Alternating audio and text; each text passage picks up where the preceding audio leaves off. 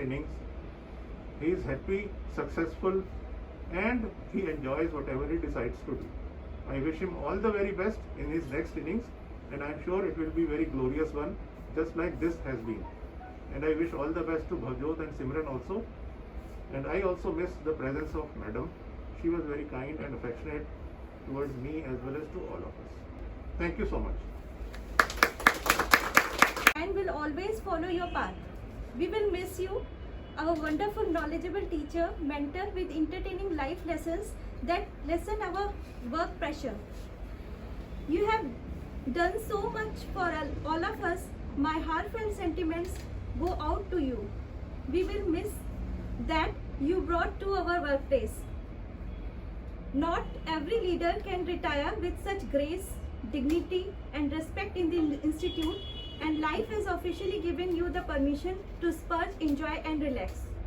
I wish you a happy life full of fun and excitement. Sir, congratulations for retiring. The greatest thing that influenced me, and I'm sure it influenced many others, is the enthusiastic approach that you have at the workplace. And it brought a lot of positive energy and a positive vibe to all of us to keep moving in it. And of course, everybody will definitely accept that you have been one of the most approachable persons, the go-to person whenever we have had some problems, whether it was at the office or whether it was personal. And you shared your life experiences and helped find the way out of whenever we were lost. And thank you, sir, for all the guidance that we have had. And the way you treated others, the way you treated the other staff members in the department, whether they are juniors, the seniors, the residents, you set an example for that. And I have tried imbibing that, and definitely, sir, you have set very high standards, and it will be difficult for me to achieve that, but definitely I will strive harder to meet your expectations. I would like to request Professor Yu Singh sir to say a few words. Not a few words, but सुनाई तो दे रहा है ना सबको। मैं हिंदी में बोलूँगा ताकि ज़्यादातर लोग हिंदी ज़्यादा अच्छी समझते हैं, और देश की भाषा भी है तो देश का नाम रोशन करने के लिए इसी भाषा में बोलेंगे। शुरू में ये कहता हूँ कि इमोशंस सबकी छुपी हुई हैं मास्क के पीछे। यदि मैं किसी के लिए ग्रैटिट्यूड या खुशी जाहिर करना चाहता हूँ तो वो भी छुप जाती है। यदि मैं इमोशंस दूसरे वाले परसीव करूँ या जाहिर करूँ तो वो भी छुपे हुए हैं। दूसरा, एक मेरे मन में तमन्ना रह जाएगी जो कि कोविड ख़त्म होने तक पूरी नहीं होगी, कि सबको जाते हुए गले मिलके जाता तो वो आज नहीं कर पाएंगे, कोविड के लिए हमें माफ़ी। मैं जब MBBS में आया था 73 में, तो यहाँ सफदरजंग हॉस्पिटल में ऐसे गुजरते थे तो हमें मालूम नहीं था एम्स क्या चीज़ है। बिल्डिंग देखते थे कि पता नहीं कौन सी बड़ी सी बिल्डिंग है, अंदर क्या होता होगा मालूम नहीं। और शुरू में जब MBBS करने के लिए छोटी सी बात बताता हूँ कि मुझे डॉक्टरी अच्छी नहीं लगती थी, तो मैं 2-3 महीने के बाद छोड़ के जाने वाला था। तो मेरे बड़े भाई साहब ने मुझे समझाया, करना क्या चाहते हो? मैंने कहा मुझे बिल्कुल भी दिन रात का काम अच्छा नहीं लगता है, मैं तो मस्त जीवन जीना चाहता हूँ। कोई केमिस्ट्री करूँगा, मुझे बहुत अच्छी लगती है, या फिज़िक्स करूँगा, मुझे बहुत अच्छा लगता है लेंसेज का काम। तो कहते हैं और कुछ नहीं करना, रिसर्च कर लेना। कहाँ करोगे? एम्स में कर लेना। तो हमें कभी एम्स अंदर से देखा ही नहीं था, मौका मिल गया, भगवान ने दिया, और ज़रूर रिसर्च करने का भी मौका मिला, तो तमन्ना पूरी हो गई। मगर जब PMR के लिए शुरुआत हुई तो ऐसा लगा कि जैसे हम लोगों की ज़िंदगी के अंदर झांक के उनकी मुश्किलों को दूर कर सकते हैं, उनके लिए हम इतना कुछ कर सकते हैं कि जो आम डॉक्टर नहीं देख सकता। तो जो डॉक्टर से बढ़ के करने वाला काम मन में जब लगा कि कर सकते हैं ज़िंदगी में, तो वो चीज़ मेरे लिए काफ़ी प्रेरणाजनक रही, जो स्टूडेंट्स के अंदर भी डालने की पूरी कोशिश की।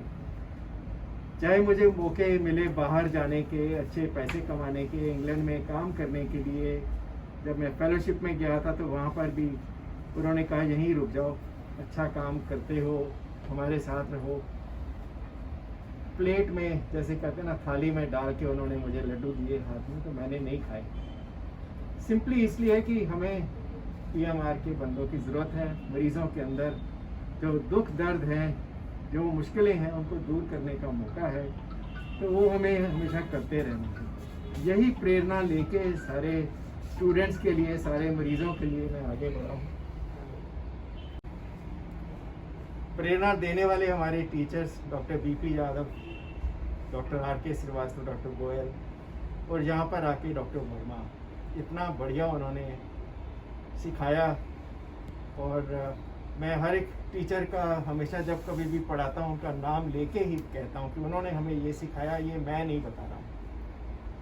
अपनी सीखी हुई या अपनी एक्सपीरियंस की हुई जो चीज़ है आगे बढ़ाने की कोशिश करें। ऐसा ना लगे कि मैं चला जाऊँ तो कुछ अच्छा है, यदि किसी ने सीखना है या मुझे अच्छा लगा कि ऐसा किताब में शायद नहीं लिखा है, तो सब लोगों को मालूम पड़ जाए कि मैं अकेला अपनी कब्र में लेके ना चला। डॉक्टर वाधवा के साथ शुरू के दिनों में बहुत अच्छा रहा, और मुझे वो दिन भूलता नहीं है जब डॉक्टर वाधवा ने अपनी गाड़ी ली थी, तो बाहर जाके उन्होंने खाना खिलवाया। तो मैं कह रहा था कि डॉक्टर साहब, इतना महंगा आपने गाड़ी का कर्ज लेके गाड़ी खरीदी है, तो और पैसे मत खर्चो, सिर्फ सूप ही पीते हैं। मगर उनका दिल इतना बड़ा, बाहर जाके साउथ एक्सटेंशन में खाना खिलाया। दूसरी बात, मुझे याद है कि 1988 में जब हमारा स्क्वाटिंग कैलीपर बना, और कुछ दिनों के बाद मुझे इंग्लैंड जाने का मौका मिला कॉमनवेल्थ फेलोशिप में, तो डॉक्टर वाधवा ने सारे डिपार्टमेंट के अंदर बहुत बड़ी एक पार्टी ऑर्गेनाइज करी और ये कहा कि ये आपके तरक्की के लिए और ये आपके जाने के लिए अलविदा नहीं, ये एक आपका दूसरा कैलीपर बनाने के लिए भी एक हम आपको रिकॉग्नाइज करते हैं। ये डॉक्टर वाधवा का आगे किया हुआ एक ऑर्गेनाइज किया हुआ था। ये साथ डॉक्टर वाधवा का इतने सालों का है, शायद ही कोई और डिपार्टमेंट में इतना लंबा रहा है हमारे साथ। मैं अपनी बात कहूँ तो मैं बहुत ढीला सा इंसान हूँ, काम चलाऊ काम करता हूँ। मैं पढ़ा लिखा ज़्यादा भी नहीं था, मैं एम्स के काबिल भी नहीं था। एम्स में पढ़ाने के लिए मौका मिल गया, शायद भगवान ने दिया, उससे थोड़ा सा और प्रेरणा भी मिली। अपने जो स्टूडेंट्स इतने अच्छे आए, इंडिया के सबसे बेस्ट स्टूडेंट्स हमें यहाँ पर एम्स में मिले, उनकी वजह से शायद हम स्टूडेंट्स की वजह से आगे चमकते हैं। उनकी तरक्की देखते हुए हमें गौरव प्राप्त होता है, हम अपना करे हुए कुछ नहीं। मैं तो ये कहूँ कि जब हमारे सबसे पहले डॉक्टर गीता हांडा स्टूडेंट आए थे, डॉक्टर जॉय आए, और भी कितने सारे स्टूडेंट्स आए, तो हमें खुद शर्म आती थी कि शायद हमें इतना नहीं आता कि उनको पढ़ा सकें। MBBS के स्टूडेंट्स को पढ़ाने के लिए जाते थे तो पाँव के तले ज़मीन निकल जाती थी कि हमें इतना नहीं आता जितना कि वो स्टूडेंट्स पढ़े लिखे हैं।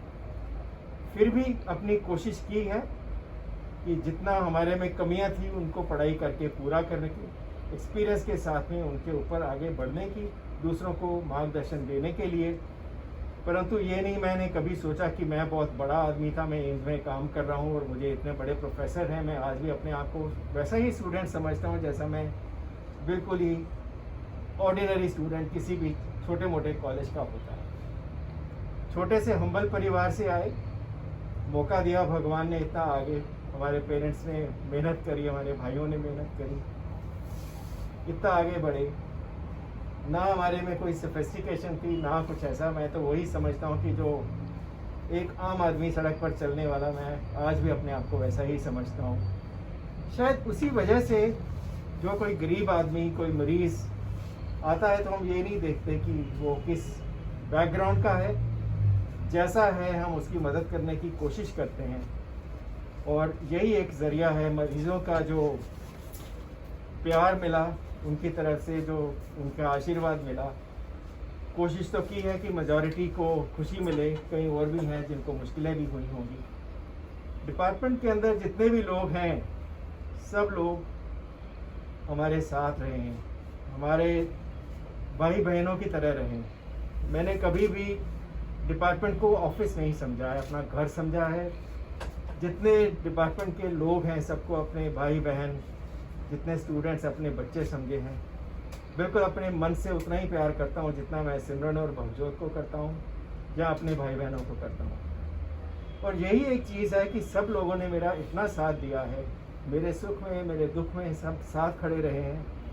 आज आप सब लोग इस तरह से मेरे सामने हो है कि आप हमेशा हमारे साथ रहे हैं और जब कभी भी मुझे ज़रूरत पड़ी है आप कंधे से कंधा मिला के मेरे साथ देंगे। कभी ये मत सोचिए कि मेरे जाने का कोई अभाव होगा।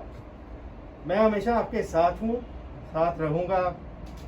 कभी भी ज़रूरत हो ऑफ कोर्स आप मुझे रीच कर सकते हैं, मेरे कोई हिचकिचाहट नहीं होगी। मगर जो आगे डॉक्टर वाधवा और जो बाकी फैकल्टी और जितने स्टाफ के लोग हैं, मुझे पूरा कॉन्फिडेंस है कि बहुत अच्छा रहेगा। इतना मेटिकुलस काम डॉक्टर वाधवा करते हैं, जो इतने प्यार से करते हैं, और उनका जो टारगेट है, मैं यदि कहूँ मैं इतना हूँ तो डॉक्टर वाधवा यहाँ तक, उससे आगे डिपार्टमेंट को आगे अच्छा बढ़ा के लेके जाएंगे। जैसे आप सब ने मुझे साथ दिया है, मैं रिक्वेस्ट करूँगा कि डॉक्टर वाधवा के साथ उससे ज़्यादा बढ़ के साथ दीजिए। मैं इंस्टीट्यूट और डिपार्टमेंट का नाम बहुत ऊंचा रखना चाहता हूँ, और उन सब में एक अकेला आदमी या हेड ऑफ द डिपार्टमेंट अकेला कभी कुछ नहीं कर सकता है। सब लोग साथ हों तभी कर सकते हैं।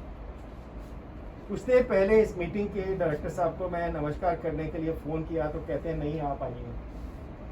तो उनके पास में जाके बात की तो कहते हैं हम आपके लिए कुछ करना चाहते हैं, बताइए क्या करें। मैंने कहा डिपार्टमेंट के लिए कुछ कर दें तो बड़ी खुशी होगी। मैं अकेले के लिए नहीं, डिपार्टमेंट को जगह और अच्छा जो है हमें नंबर ऑफ बेड्स इसका आशीर्वाद दें तो बहुत अच्छा होगा, मरीज़ों का भी भला होगा। सिर्फ यही आपसे गुजारिश है, यदि आप कुछ देना चाहते हैं मुझे। तो मैं यही चाहता हूँ कि डिपार्टमेंट को जो हमने आगे बढ़ाने की कोशिश की है वो और ज़्यादा आगे बढ़े, फले फूले। और मैं ये समझता हूँ कि in a few years to come, जैसे डायरेक्टर साहब ने आज मुझे प्रॉमिस किया कि हमारे पास इमीडिएट और लॉन्ग टर्म और इंस्टीट्यूट की जो अल्टीमेट हमारी फर्दर प्लानिंग है उसके अंदर आपके डिपार्टमेंट के साथ हम नाइंसाफ़ी नहीं होने देंगे और अच्छा ही करेंगे। तो मुझे बड़ा कॉन्फिडेंस है कि डिपार्टमेंट को जैसा हमने देखा है उससे ज़्यादा बड़ा फूला हो तो मुझे मन से बड़ी खुशी होगी। तो आप सबका साथ चाहिए आगे बढ़ने के लिए, जो मैं समझता हूँ कि आप सब देंगे। आप सब ने इतना प्यार दिया है, सब लोगों ने मेरा साथ दिया है, उसके लिए बहुत बहुत शुक्रिया। और कभी मैंने कभी एडमिनिस्ट्रेटिवली या पर्सनली किसी को दुख दिया हो उसके लिए माफ़ी। हाथ जोड़ के कोई भी आदमी मन में ये मत लेके बैठे कि मैंने उसके साथ बुरा किया। कोशिश तो यही की है कि दुनिया का भला हो, जैसे सरदार लोग अरदास में कहते हैं सरबत का भला, वही चीज़ देखिए अपने डिपार्टमेंट का भला, सरबत का भला करके चलेंगे। और नए साल की शुभकामनाओं के साथ thank you very much, all the best to everybody.